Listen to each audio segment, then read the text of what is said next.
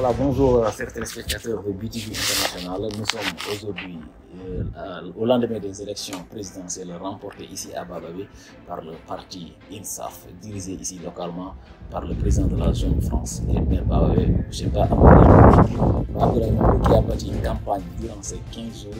Il a mouillé les maillots et on peut dire que la victoire, c'est une victoire personnelle, bien qu'il y ait les engagements aussi d'autres militants de l'INSAF. Abdoulaye Mamadou, vous venez de gagner, en tout cas selon les résultats de la CENI, les résultats officiels. Maintenant, quelle est votre recette? Merci d'abord à Bababé TV. Merci pour votre accompagnement. Vous avez été professionnel. Vous avez essayé de couvrir la campagne, pas de manière exclusive, mais de manière assez ouverte. On le constate. On voit également tout ce que vous faites avec les autres, avec nous et avec la société civile. Bon, c'est très bien. Bon, après cela, je remercie d'abord de la population du département de Bababé et particulièrement de la commune de Bababé et tous ceux qui ont voté pour le président aujourd'hui parce que nous sommes engagés auprès de lui. Et donc, on assume cela. Bon, et on demande à Dieu que cela soit positif et utile pour le peuple mauritanien dans son intégralité et dans sa diversité. C'est ça le plus important, comme disait le président Senghor, le tout commence par l'homme et finit par l'homme. Donc ce qui est important, c'est que cela profite à l'homme mauritanien, à l'homme du Lao, à l'homme de Bababé, à l'homme citoyen. Ceci étant dit, non, je n'ai pas de recette particulière et moi je ne suis pas le chef de l'INSAF ici, je suis simplement un haut cadre responsable politique, un homme politique, un maire élu, 4 fois, et donc qui a une certaine proximité avec la population, parce que je vis avec la population, même si je ne suis pas tout le temps ici, je suis très proche des gens, je les écoute, mon téléphone est toujours ouvert, ma maison est ouverte, mon bureau est ouvert, je suis disponible, j'écoute les gens, ce que je peux faire, je le fais, ce que d'autres doivent faire, j'essaie d'intercéder pour les gens du mieux que je peux. Même parmi ceux même parmi mes détracteurs, si vous avez des difficultés ou si vous posent des problèmes, ce que je peux, je le fais. Et je le fais aussi avec bon cœur. Parce que je considère que c'est un devoir. Le reste, n'importe que. Ce qui est essentiel, c'est qu'on se préoccupe de la vie des gens. On fait ce qu'on peut pour les gens. Mais on ne peut pas régler tous les problèmes. On règle ce qu'on peut régler. Le reste, on essaie de faire du mieux qu'on peut pour atténuer les difficultés que les gens vivent. Ok. C'est ça. Justement, monsieur le maire, justement, vous avez fait de la commune, vous avez écouté toutes les populations. Quel est le message que vous avez retenu et quelle solution pouvez-vous apporter à ce message-là? Oui, moi, d'abord, j'ai battu campagne à Nouadhibou. J'ai fait tout ce que j'ai pu dans le cadre de la coordination de la vallée à Nouadhibou avec les différentes communes qui y résident, surtout de la vallée. On a une coordination assez dynamique qui est dirigée par des jeunes très sérieux, très rigoureux. Et on a aussi un comité de sages qui régule un peu les choses. Ça, c'est depuis presque 1 an et demi qu'on est sur cette initiative-là à Nouadhibou. Et après, quand je suis arrivé ici, effectivement, il y a la commune. D'abord, c'est ma commune. Chacun est responsable de chez lui. D'abord, avant de balayer devant les portes des autres, il faut balayer devant sa porte. Bon, mais pas seulement. Il y a la commune d'Aérebar, je considère aussi que c'est ma commune. La commune d'Elfar, c'est ma commune. Je suis de Bababé, c'est le département de Bababé. Un homme politique de mon niveau n'est pas cantonné à une commune. Je suis un peu préoccupé par tout ce qui se passe ailleurs et ici. Bon, je suis allé là où j'ai pu aller, aussi bien dans les 3 communes qu'ailleurs. Ce que j'ai pu porter comme message, c'est de demander aux gens de voter pour le candidat qui a de l'expérience.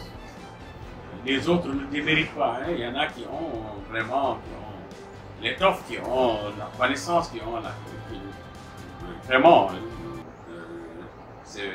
Moi, je suis très objectif. Mais je sais que dans le contexte actuel de notre sous-région, il faut des gens d'expérience. Parce que nous, on ne peut pas. En tout cas, je pense que ce qui est mieux pour notre peuple, pour ma communauté, pour ma commune, pour les gens qui me font confiance, ou en tout cas qui ont une certaine proximité avec moi, ce qui me préoccupe pour eux, c'est surtout leur sécurité et qu'ils soient préservés. Tu comprends? Maintenant, ce qu'on peut avoir en plus, c'est bien. Mais je ne peux pas, moi, oublier que nous sommes dans un contexte sous-régional agité. Il faut, quand vous avez la connaissance de ce qu'il y a dans la sous-région, vous êtes obligé de vous préoccuper de l'essentiel d'abord.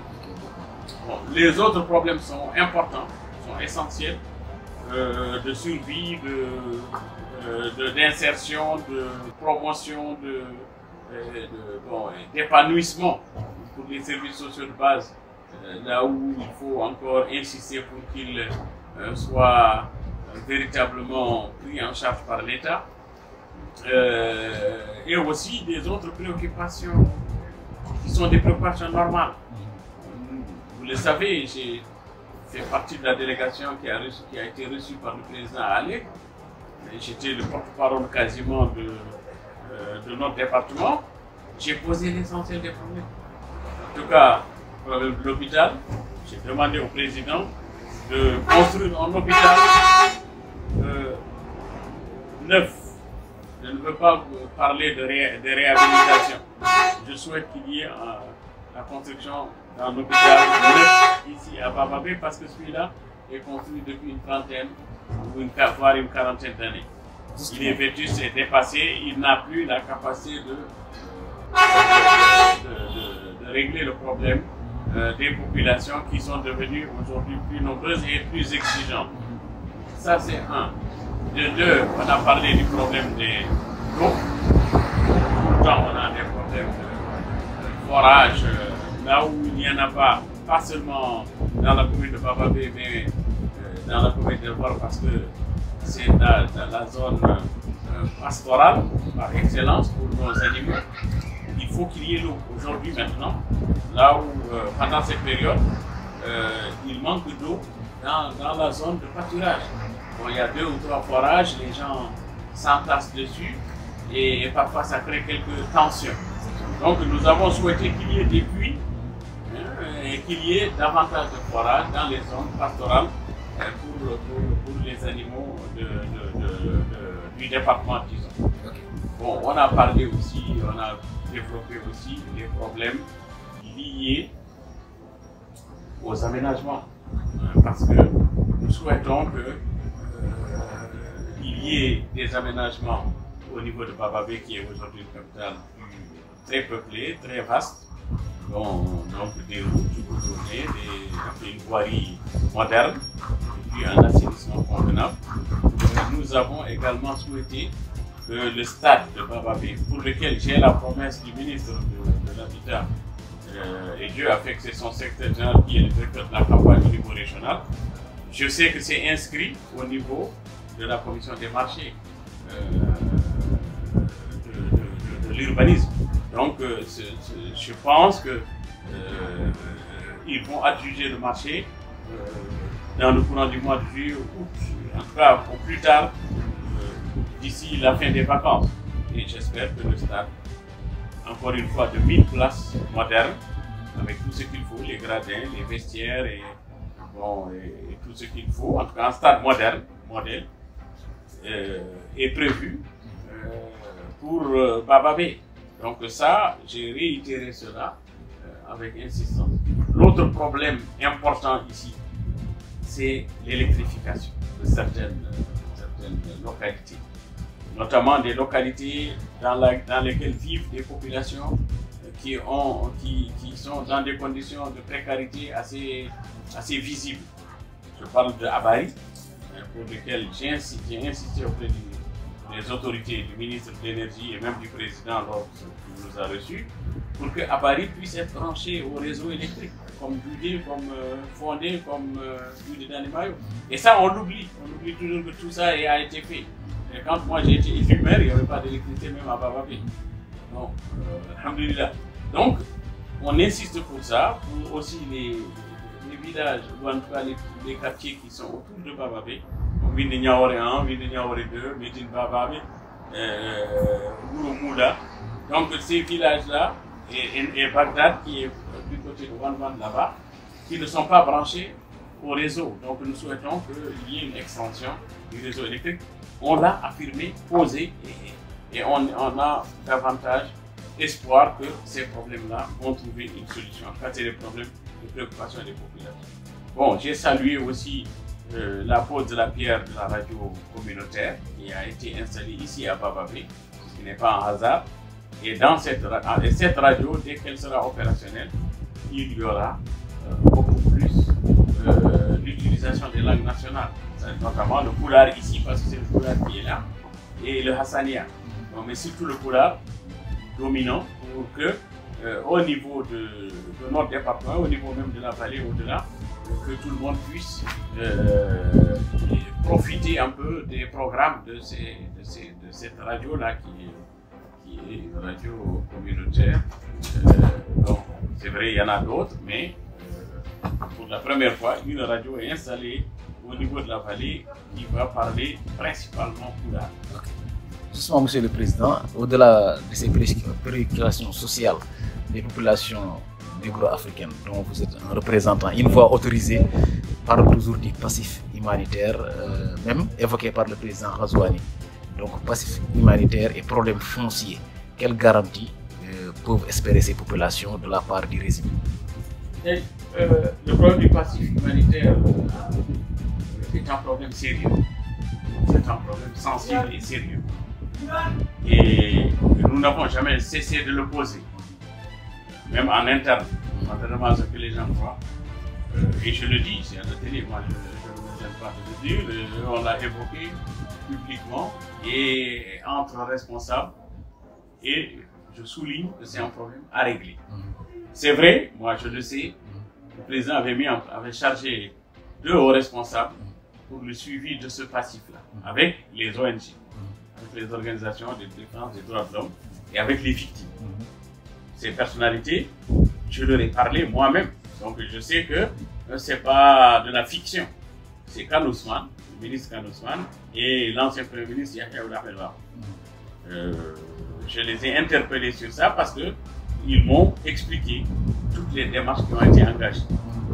J'ai fait même mieux. J'ai parlé à notre frère Rachid Li, qui est un des responsables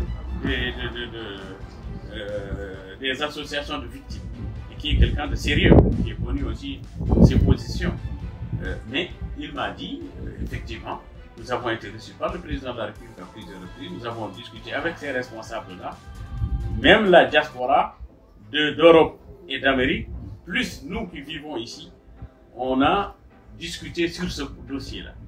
Et le président nous a dit, entendez-vous, je suis prêt à régler les problèmes consensuels. Si vous vous entendez, vous me dites, voilà la feuille de route, voilà ce que vous voulez, ce que je vais le faire. C'est vrai, il faut comprendre que le président est prudent dans ce qu'il fait, parce que aussi, il y a des risques peut-être d'exploitation malsaine de ce dossier.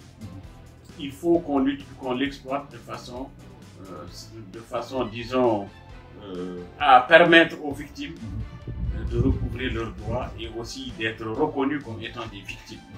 Ça, moi, je suis un des responsables du pouvoir, je dis que c'est un problème à régler et nous ne pouvons plus supporter que ce problème continue d'être en bout, enfin, à la traîne, et puis que tout le monde, chaque jour, qu'on y revienne. Exactement. Il faut le régler de la façon la plus rigoureuse, mais avec les victimes.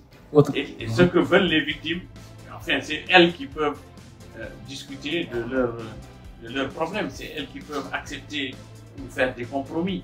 Donc, mais il faut aussi que les victimes soient dans un état d'esprit de solution, pas dans un état d'esprit de blocage, ou pas dans un état d'esprit, oui, nous on veut que ce problème demeure pour qu'on continue de l'exploiter politiquement. Non, il faut qu'on soit plus humain. Aussi bien les gens qui l'exploitent, voilà, qui le défendent, parfois avec beaucoup de conviction, parfois aussi de façon intéressée, mais en tout état de cause, il est important que ce problème trouve une solution. Et heureusement, et en tout cas je pense, en plus de ce que j'ai dit et pour le premier mandat que le président a engagé comme démarche, et après il n'y a pas eu consensus, et je pense que les responsables savent pourquoi les gens ne se sont pas entendus. En tout état de cause, moi je ne connais pas les détails. Je sais que Rachid m'a dit que le président était dans les meilleures dispositions et qu'eux-mêmes étaient partis pour s'entendre sur trouver une solution consensuelle. Bon, comme je ne suis pas partie prenante là-dedans, je ne peux pas juger ou savoir quel est le niveau de blocage et pourquoi il y a eu mésentente. Mais en tout état de cause, la volonté était affichée. Exactement. Et le président l'a réaffirmé à l'occasion de cette campagne pour dire que ces 5 années à venir, il fera le maximum pour que ce problème trouve une solution. Okay. Autre point de préoccupation, c'est le problème foncier. Est-ce qu'il y a des garanties, d'abord pour la préservation des terres des Foutanké? Autre chose, est-ce qu'il y a aussi des possibilités d'aménagement pour faciliter l'exploitation des terres? Bon, moi je peux vous en parler. Les problèmes fonciers, en tout cas pour ce qui me concerne, pour ce qui concerne ma commune, les gens savent ce que nous on a fait. Moi, ce que j'ai pris comme initiative, il ne faut pas l'oublier dans le cadre de Sofadi, que quand j'étais directeur général de la SONATER, c'est moi qui ai initié le processus de régularisation des terres de la Biwalo, en tout cas de chez moi, de Bapapé. C'est-à-dire qu'on ne peut s'occuper que de ce qui nous concerne. Bon. Ça, c'est un fait historique, on ne peut pas le nier. Bien que la cellule foncière, c'est moi qui l'ai interpellée. C'est moi qui suis allé les voir avec, mais en accord avec comment on appelle ça, avec la coopérative de Bababelo et avec tous les acteurs. Mais l'initiative et le suivi, c'est moi qui l'ai posé au niveau technique. Aujourd'hui, en tout cas pour les terres de Bababé, elles sont identifiées, elles sont, comment dire, répertoriées, leurs limites sont connues, la surface est connue, le dossier a été disons, traité au niveau local. Bon, il y avait quelques petits réglages, on est arrivé à les régler. Avec le député Souma, on a interpellé le Wali, on a interpellé le ministre concerné, on a interpellé le Hakem de Bababé. Le dossier aujourd'hui est assez avancé. En tout cas pour la régularisation des terres traditionnelles de Bababé. C'est bon, connus quoi, qui sont là.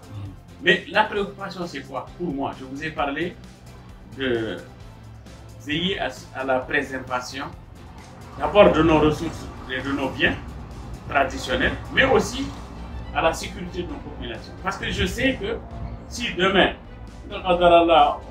il est décidé de l'exploitation de ces terres de façon non concertée, je sais que mes parents vont résister, et moi-même avec eux. Donc, c'est pour éviter d'en venir là que j'ai pensé avec les autres, avec les acteurs, avec les acteurs de développement, avec les notables, avec les associations qui sont là, travailler pour la régularisation. Comme ça, au moins, on n'a pas de problème, on ne court aucun risque. Parce que ce sont nos terres reconnues et pour lesquelles il y a un certificat de propriété. Ceci étant dit, vous parlez dans les généralités. J'ai aussi assisté à Dar el Barka, à la réunion organisée par le ministre de l'économie et du développement et du secteur productif de l'époque pour discuter de comment aménager les terres. Parce qu'aussi il y a un problème. Nous avons des terres, on meurt de faim. Nous avons de l'eau et on meurt de faim. Donc il y a les aménagements qui ont été faits par l'OMPS et je sais quel est leur coût. Je sais quel est l'accompagnement qui en a été fait par nos partenaires financiers et économiques. On ne peut pas indéfiniment rester sans exploitation de ces terres. Les gens ont le droit de revendiquer leur propriété, mais aussi il faut qu'on veille à ce que l'État aide ces gens-là à l'exploitation de ces propriétés. C'est pourquoi le ministre de l'époque avait pensé, ou en tout cas avait imaginé une solution qui allait dans le sens de permettre disons, un partenariat avec des bailleurs qui ont les moyens, avec l'État qui garantit et avec les propriétaires. Donc, les bailleurs amènent, les bailleurs intéressés viennent avec leurs moyens et leurs fonds pour l'aménagement, mais de façon concertée avec les propriétaires qui expressément donnent leur accord pour la période d'exploitation, avec aussi une ristourne pour eux. C'est-à-dire qu'il y a un pourcentage qui leur revient en tant que propriétaire, acteur. Il y a des aménagements qui vont être faits de façon exclusive pour eux, parce qu'ils vont laisser une partie de leur terre aux investisseurs, mais ils ont besoin aussi d'avoir un espace pour eux-mêmes, pour peut-être la culture traditionnelle ou pour d'autres cultures. Mais en tout cas, cela est prévu dans le schéma. Okay. Bon, maintenant, l'État garantit tout cela et donne aux propriétaires terriens leur certificat de propriété. C'était ça, en tout cas, le schéma qui était retenu et qu'avait décliné le ministre Khan Ousmane en ma présence à Dar el Barka et en présence de toutes les associations et de toutes les coopératives, de tous les propriétaires. C'est un schéma, en tout cas, qui me semble convenable. Parce que nous, on n'a pas les moyens financiers d'exploiter nos terres. L'État, donc, devait pouvoir sortir ses moyens, mais il faut peut-être un mécanisme ou un cadre. L'État aussi ne va pas faire des choses qui ne sont pas cadrées. Bon, comme très souvent il y a des divergences, même en interne, entre les propriétaires terriens, il faut trouver un consensus entre eux et mettre en œuvre ce partenariat. Je pense que c'est judicieux et c'est intelligent. Ça nous permet, nous, de préserver nos terres. Ça permet aux partenaires d'avoir accès à des terres pour investir et ça permet à l'État aussi de bénéficier de ces exploitations d'une manière ou d'une autre, parce que de toute façon, si c'est des produits à consommation nationale ou locale, ça va nous permettre d'avoir ces produits-là à disposition. Ou si c'est des produits d'exportation, de toute façon, il y aura toujours un profit des taxes qui pourront être fixées d'un commun accord ou de façon suivant le cours des investissements et également de rapatriement des devises. Donc tout cela est utile pour le pays et je pense qu'il faut aller dans le sens d'une exploitation intelligente de ces terres. Il faut aller aussi dans le sens de rassurer les propriétaires terriens pour qu'ils puissent être sûrs que leur propriété ne va pas être expropriée, ou en tout cas une expropriation déguisée. Exactement. Il faut que tous on soit honnêtes dans ce qu'on fait et qu'on aille dans le sens de l'intérêt général et de l'intérêt de nos paysans, de nos populations qui sont des gens très braves. Parfois aussi il y a des PIV, des périmètres irrigués villageois qui ont besoin d'être accompagnés. Parce que c'est des périmètres qui manquent parfois de motopompes, qui manquent parfois d'aménagement de qualité. Très souvent, on fait des aménagements qui ne sont pas des aménagements de qualité, et je sais de quoi je parle. Okay. En tant qu'ancien directeur général de la Sonatel. Okay. Et il faut aussi qu'on sorte de l'agriculture vraiment traditionnelle. Il faut qu'il y ait des tracteurs, qu'il y ait les moyens techniques, qu'il y ait un encadrement et un accompagnement technique des paysans pour qu'ils puissent produire. Merci, monsieur le maire. Un autre problème, c'est celui de la jeunesse et celui de la diaspora. On sait que souvent, il y a des relations tumultueuses entre la jeunesse et les cadres de la diaspora. Vous revendiquez la création de plusieurs emplois. Si vous pouvez revenir à peu près sur le nombre d'emplois que vous avez créés. Ensuite, qu'est-ce qui est prévu pour régler ou bien réconcilier la jeunesse, surtout la diaspora, avec le pouvoir, parce qu'on voit qu'ils lancent parfois des appels pour des votes sanctions. Oui, bon, la diaspora, d'une manière générale, il faut comprendre que c'est des gens, c'est de braves gens, voyants, qui sont partis à la recherche d'une meilleure vie. Moi, j'aurais préféré qu'on leur trouve plus d'opportunités ici. Et qu'ils ne... Et je peux le dire, j'ai même posé ce problème à un certain niveau. Parce que je pense que nous perdons là des gens très de qualité, en tout cas pour certains, qui ont un bon niveau, peuvent contribuer au développement du pays. Et même l'immigration qu'on a constatée ces derniers temps, pour moi, est sujet à discussion. Car je trouve que c'est les forces vives, c'est notre jeunesse qui est en train de partir et qui va profiter à d'autres pays. J'aurais préféré que cette jeunesse-là soit insérée, qu'elle ait davantage de moyens et davantage d'opportunités d'emploi et de développement. Je le dis parce que j'y crois. Maintenant, je sais que quand quelqu'un a des difficultés, il ne peut pas attendre. Mais les perspectives sont quand même, disons, convenables, en tout cas acceptables. On peut espérer qu'avec l'exploitation du gaz et du pétrole, qu'avec les ressources minières et halieutiques, on peut espérer que beaucoup d'opportunités d'emploi se créeront. Est-ce que ces emplois seront justement repartis?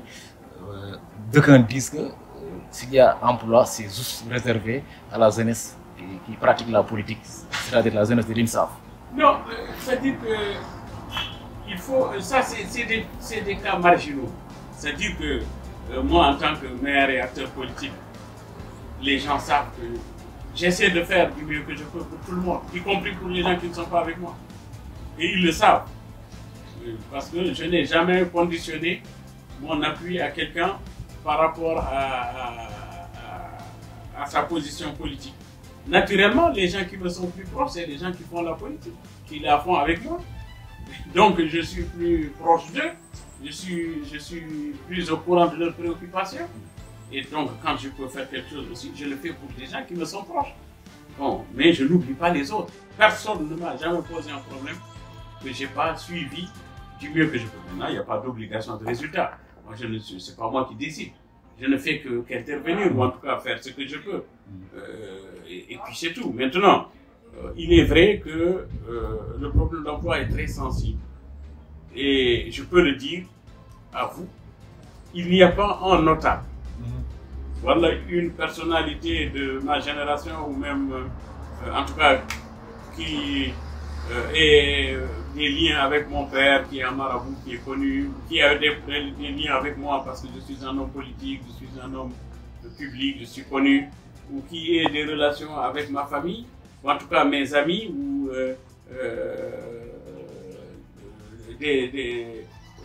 comment dire, des attaches avec Baba B ou avec des gens de mon entourage qui peuvent m'interpeller, qui ne m'aient posé un problème d'emploi. Il n'y en a pas. Ce que j'ai comme demande d'emploi, bon, c'est vrai, je m'excuse, mais j'ai une réputation pour ça. Je sais que je fais ce que je peux pour aider les gens. À peu près combien? Non, je ne peux pas revenir sur ça. Je l'ai dit un peu dans une émission. Il y a des gens qui ont mal pris ça. Et je me suis rendu d'ailleurs compte que c'était bien en deçà de ce qui a été fait. Je me suis rendu compte de ça parce qu'après j'ai fait le point. Mais je l'ai dit comme ça. C'est des centaines d'emplois, mais ils disent que c'est des emplois précaires. Certains sont des gardiens, d'autres sont des chauffeurs. Est-ce qu'il n'y a pas un problème de formation ou d'adaptation? Il vaut mieux donner à quelqu'un quelque chose que de ne lui rien donner. Mais moi, c'est ça que j'ai. Ce que j'ai, je leur donne. Moi, je ne suis pas un entrepreneur qui crée des emplois. Je suis simplement un responsable d'entreprise publique où j'ai des relations. Je fais ce que je peux pour les gens. Ce qui est disponible, c'est ça que je leur donne. Et je l'ai dit dans une émission, quand on a une opportunité, on la donne à celui qui peut la remplir. C'est-à-dire, j'ai besoin d'un chauffeur, je prends un chauffeur. J'ai besoin d'un comptable, on cherche un comptable. Même si, justement, j'ai une priorité pour quelqu'un qui m'est proche, mais il n'est pas comptable. Je cherche un comptable, même s'il m'est éloigné. Voilà. Je pense que c'est comme ça qu'on peut aider les gens à réussir leur vie professionnelle. Plutôt que de bricoler des choses, vous mettez des gens là où ils ne méritent pas. Et tant que vous êtes là, vous les couvrez, vous n'êtes pas là et puis bon, c'est le premier arrivé, les mains à la porte. Donc il faut veiller sur ça. Il y a ce problème d'emploi que vous posez, d'adéquation entre la formation et l'emploi. Les gens qui étaient avec nous, avec le président, le savent. Je l'ai posé au président. Je lui ai dit, monsieur le président, il faut qu'on revoie la formation professionnelle de nos enfants, des jeunes. Parce que très souvent, on les forme et ils ne trouvent pas d'emploi. Ou parfois aussi il y a des difficultés pour trouver quelqu'un qui permette à tout le monde d'accéder à l'emploi de façon équitable. Ça aussi c'est vrai, on ne peut pas le nier. Mais je pense que si tout ça est lié au fait qu'il y a le concept de rareté, que les économistes appellent la rareté, bon, l'emploi est rare. C'est pourquoi ça crée un peu quelques désagréments et parfois c'est pas souvent suivant une procédure bien établie qu'on suit pour permettre à tout le monde d'avoir la même chance. Il y a des jeunes, il y a des cadres qui vous suivent, des jeunes femmes et des jeunes hommes diplômés. Dans votre parti, le problème de relève se pose. On voit que vous êtes tout le temps sur le terrain. Vous êtes l'alpha et l'oméga entre guillemets du parti. Oui, bon, tout à l'heure vous avez aussi parlé des problèmes avec la diaspora par rapport au régime. Je pense qu'il faut qu'on ouvre un dialogue, une discussion avec eux. Ils posent parfois des problèmes objectifs. Parfois aussi, ils politisent les choses. Voilà, ils cherchent à se radicaliser. Bon, je déplore cela parce que, surtout venant d'intellectuels. Parce que les intellectuels sont par essence des gens qui s'élèvent, qui essaient de faire une analyse objective. Mais je vois des gens parfois qui sont des intellectuels qui font l'amalgame. Qui font feu de tout bois et qui manquent d'objectivité. Quand on parle de quelque chose, il faut parler d'abord de ce qu'on connaît. Et ensuite, il faut être honnête intellectuellement. Tu vois, moi je pense qu'il ne faut pas verser dans l'extrémisme ou dans le radicalisme primaire. Il faut, quand on apprécie une situation, on voit ce qui est bon. On dit voilà, ça c'est bon, ça c'est pas bon, ça c'est critiquable. C'est objectif et c'est normal. Rien n'est parfait. Nul n'est parfait. Tout le monde chacun peut se tromper. Mais vous avez suivi parfois ce que certains font, juste pour s'amuser, pour essayer de... Ils coupent ce que vous dites, ils sortent quelque chose, ils essaient d'oublier tout ce que vous avez dit, comme si vous n'avez dit que ça. Or, cette campagne, vous l'avez dit, j'ai sillonné partout, j'ai été dans toutes les communes, j'ai vu tous les ensembles. J'ai écouté tout le monde, j'ai posé les problèmes. Et je les ai posés aux candidats. Moi-même. Vous n'avez pas parlé que Baba Maal. Non, bon, ça c'est un jeune qui m'interpelle, il me dit, oui, nous voulons aussi, on gagne à voir. J'ai dit, oui, on va le faire. Alors, vous n'avez pas 60%, vous n'allez pas le faire. Vraiment, non, c'est pas important, parce que le plus important, c'est les projets de développement. Exactement. Et Dieu sait qu'on en a parlé. Et Dieu sait que c'est notre préoccupation. Maintenant, les autres, je les comprends. Bon, il faut attaquer celui qui est crédible. Pour se faire du buzz. Pour te faire du buzz, pour essayer de pensant peut-être que ça va servir à quelque chose. Ça ne nous a pas empêché de gagner. Donc, moi, je souhaite que les gens soient objectifs et que tout le monde puisse apprécier ce qui est appréciable et critiquer ce qui est critiquable. Moi, je n'ai pas de problème pour me critiquer, mais je n'aime pas que quand on n'est pas honnête intellectuellement. C'est-à-dire que vouloir dire que moi je n'ai parlé que de cet épisode alors que lors du dernier meeting de clôture, vous étiez présent, vous avez couvert, j'ai parlé une vingtaine de minutes. Bon, 5 secondes, voilà, 9 secondes, c'est ça que les gens préfèrent et oublient tout ce que j'ai dit pendant 18 minutes. Alors que c'est des choses objectives qu'on a posées, c'est des problèmes réels des populations. Et il n'y a pas, parfois, c'est moi-même qui règle les problèmes. Moi-même, avec mes modestes moyens. Je le fais avec plaisir parce que c'est mes parents, parce que c'est des voisins, parce que c'est des populations nécessaires. Parfois, je le fais aussi pour Allah, parce que je suis un musulman et je sais que tout ça va finir. Je demande à Dieu de ne faire que de bonnes choses pour que demain, dans l'au-delà, on retrouve ces bonnes choses-là. Parce que tout ça va finir et il faut relativiser les choses. Il ne faut pas avoir le manque d'objectivité au point d'essayer de réduire des choses à des détails. Monsieur le Président, qu'Allah vous accorde de longue vie et qu'il vous donne la possibilité encore de servir la population mauritanienne et mondiale, Inch'Allah. BTV vous remercie pour votre disponibilité. Merci, à très bientôt, Inch'Allah.